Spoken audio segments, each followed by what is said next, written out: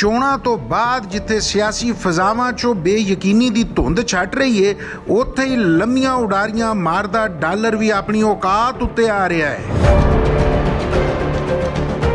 ਚੋਣਾਂ ਤੋਂ ਤੀਜੇ ਦਿਨ ਬਾਅਦ ਹੀ ਡਾਲਰ ਦੀ ਕੀਮਤ ਵਿੱਚ ਘੱਟੋ ਘੱਟ 7 ਰੁਪਏ ਦੀ ਘਾਟ ਵੇਖੀ ਜਾ ਰਹੀ ਹੈ।